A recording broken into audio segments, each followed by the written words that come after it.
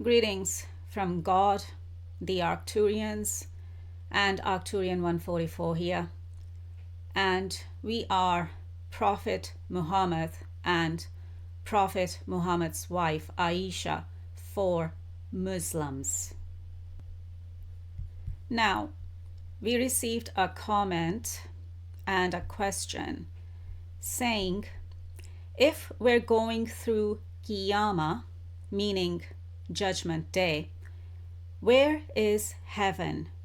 How do I get there? Or is heaven a state of being? So that's the comment and the question. Right. If we're going through Qiyamah, meaning Judgment Day, then where is heaven? Now, what is it that Muslims have been religiously programmed to think and believe when it comes to Judgment Day? Well, now let's have a quick look at what is written in the Muslim holy book, the Quran, regarding Judgment Day. Now, it's chapter 75 of the Quran called Al-Qiyamah, and it's being interpreted or translated as the resurrection here. The Quranic interpretation that I have open here in front of me, it's being translated in English as the resurrection. Al-Qiyamah is being interpreted and translated as the resurrection in English. Now, okay, let's just read a couple of verses here. Chapter 75, verse 1 says, I swear by the day of resurrection. Then verse 3 says, does the human being think that we will not reassemble his bones? Verse 4 says, yes, indeed, we are capable of restoring even his fingertips. Okay, why are we going through these verses in the Quran? Again, what is it that the Muslims have been religiously programmed to think and believe when it comes to the Day of Judgment? That, when Judgment Day comes, you will be raised from the dead? Isn't that what resurrection means? Yes. When this interpretation of the Quran is translating and interpreting Al-Qiyamah as the resurrection, then what does resurrection or the day of resurrection means? Resurrection means being raised from the dead, right? And this is what these particular Quran verses are referring to. That God can reassemble the bones and is capable of restoring the fingertips, that sort of thing. But does that make sense? How does that make sense in the context of Judgment Day? So, this is where this kind of thought process is coming from. This is where this kind of religious programming is coming from these kind of verses in the Quran. And of course, this chapter is actually on Judgment Day or the day of resurrection. So is this where, this kind of religious programming coming from? Well, isn't that obvious? That yes, this is where it's coming from. So let's talk about it. So the Muslims have been religiously programmed to think and believe that on Judgment Day they will be raised from the dead, and that they will be raised from their graves, and that, their bones will be reassembled and their fingertips will be restored, and then they'll be raised from the dead. They'll be raised from their graves. They'll be raised from the dead, which means resurrection. That they'll be resurrected from the dead. This is what these Quran verses are referring to, right? And the chapter is called Al-Qiyamah, which means Judgment Day or Day of Resurrection. So we're talking about Al-Qiyamah or Qiyamah, or the Day of Judgment or the Day of Resurrection. Now, here's my question. When it's Judgment Day, we're supposed to be judged, right? So, is it going to be our bones, our fingertips, our body in our graves that is going to be judged? Or is it our souls or our spirit that is going to be judged? Are you getting my drift? So then how do these Quran verses make sense?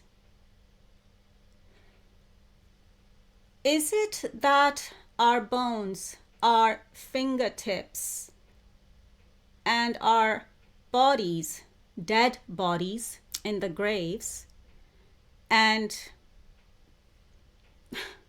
by the time Judgment Day is supposed to come, I mean, what would be the condition of that dead body? Yeah, I suppose maybe we'll find a skeleton. Maybe we'll find some bones.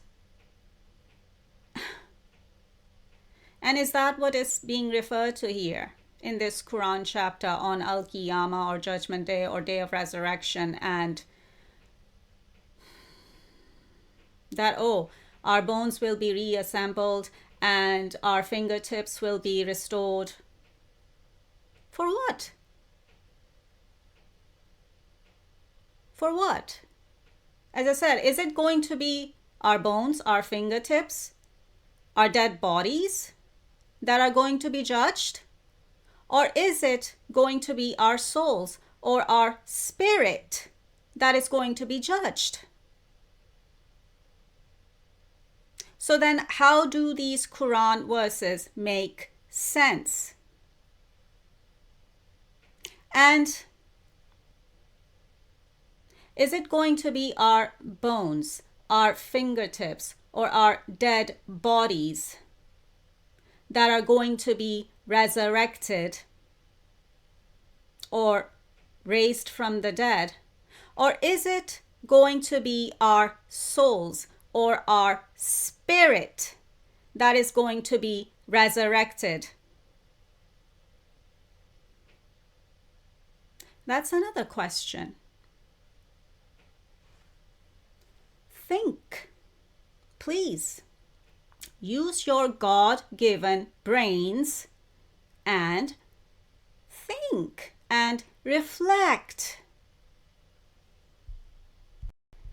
And when our souls or our spirit gets resurrected, what is that called?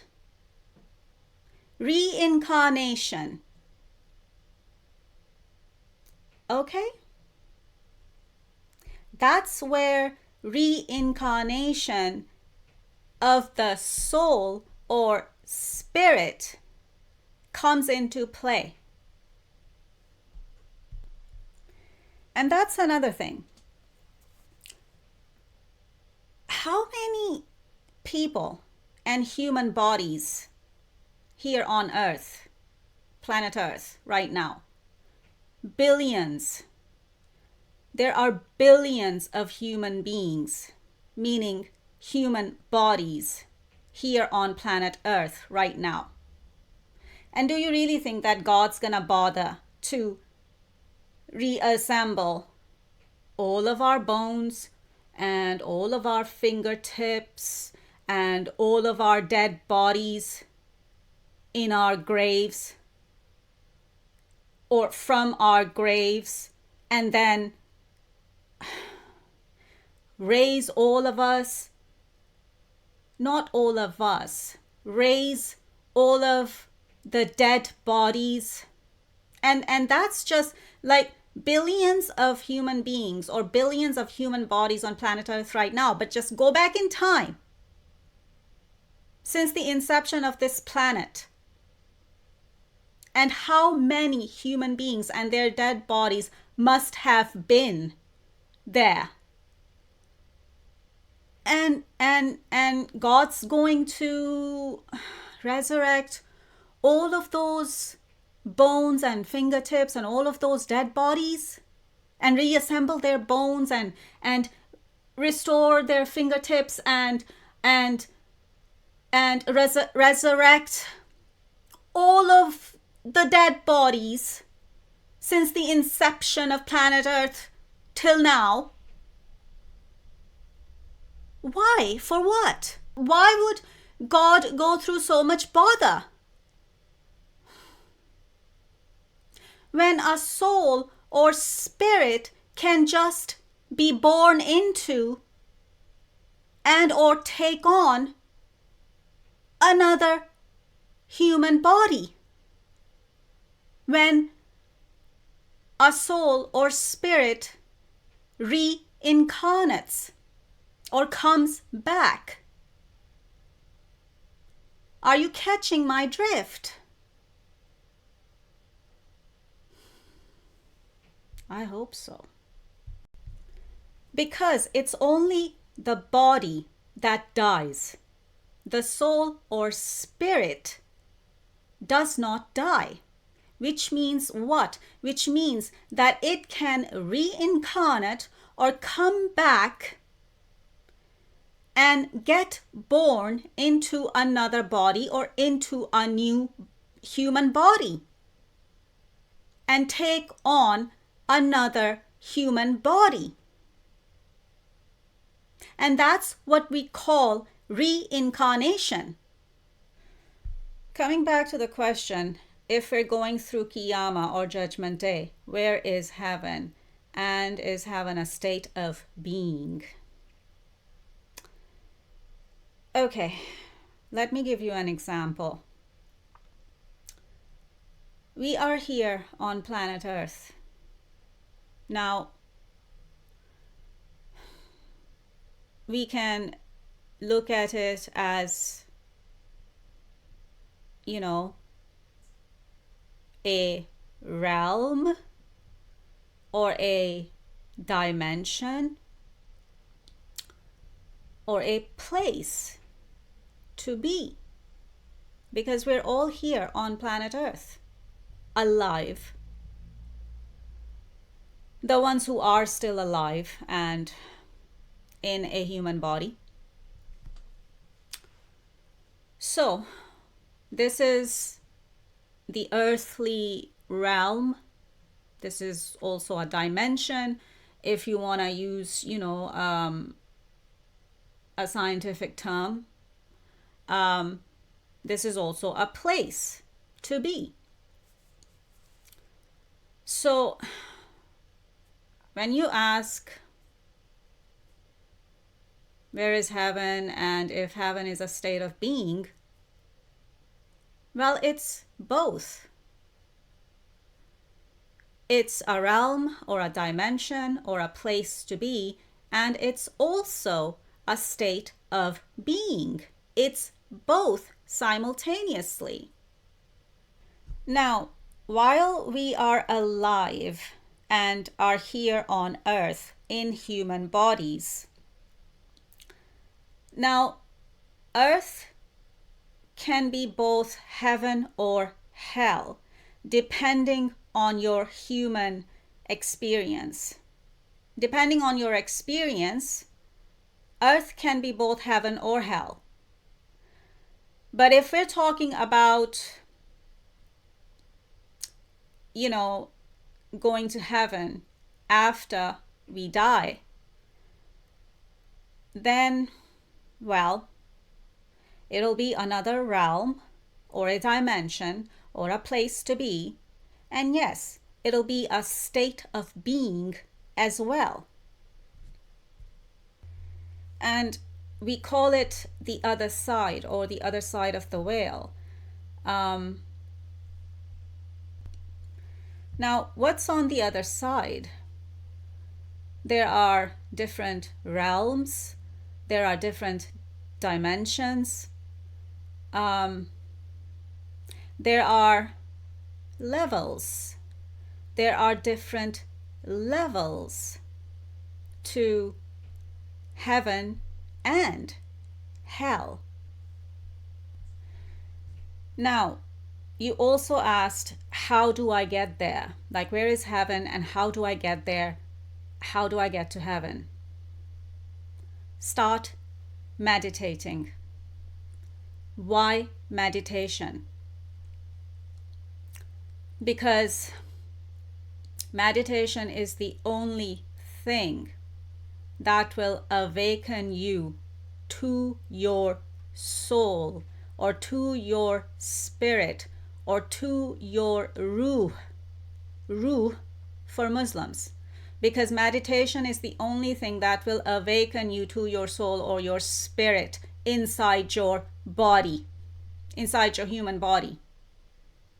Meditation is the only thing that will awaken you to your soul, your spirit, inside your human body. And you will start going through a spiritual awakening or a Kundalini awakening. Meaning you will start awakening to your soul, your spirit inside your body. And from then on, it is a process. And it will be an individual process on how to get to heaven for every individual from there on. And from there onwards, it will be a process on how to get to heaven, because once you start awakening to your soul or spirit, and once you start becoming aware of your soul or your spirit inside your body, then your soul or your spirit and your higher self and God, if you want to bring God into the picture as well, I mean, God is in the picture, but again, there's different levels to this. It's not as black and white as Muslims have been religiously programmed to think and believe. So once that happens, you will start awakening to where your soul or your spirit has been in its past lives. And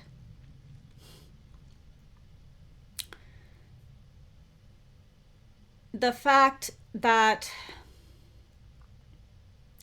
your soul or your spirit is stuck in karmic cycles, and then you'll have to address that, and you'll have to start breaking those karmic cycles that your soul or your spirit has been stuck in for lifetimes.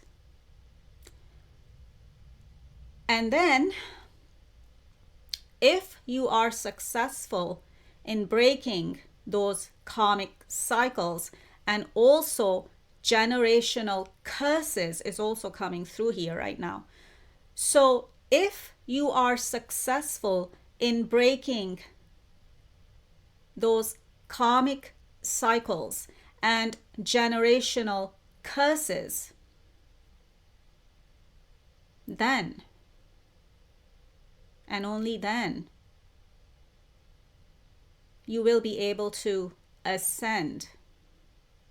That's where the idea of ascension comes in. That's more like a new age concept in the spiritual community, where we call it ascension. But it's the same as, going to heaven or ascending to a higher realm or to a higher dimension or to a higher place or to a higher level. As I said, there are levels to this thing. It's not as simple as going to heaven or hell. There are levels to this thing. It's not so black and white as just, or we'll just go to heaven or we'll just go to hell. It's not as black and white as that. It's not as simple as that. There are levels to this thing. And there is a process to go through. There is a spiritual process to go through. Not religious, but spiritual. Spiritual meaning it's to do with your soul, your spirit. That process is to do with your soul, your spirit, not religion. Because religion is man-made. So, please keep that in mind. So, when we are talking about a process, we are talking about a spiritual process, meaning a process that you will go through with your soul, with your spirit, or at the soul spirit level. And that is the process, and that is the way to heaven. I hope and we hope, meaning Prophet Muhammad and Prophet Muhammad's wife Aisha, I hope and we hope that helps. Now, we encourage you to keep engaging with us in a constructive manner like this, and keep asking the questions that you want to and need to ask, so we can help you get to heaven. And we shall take your leave for now. Take care, stay safe, over and out.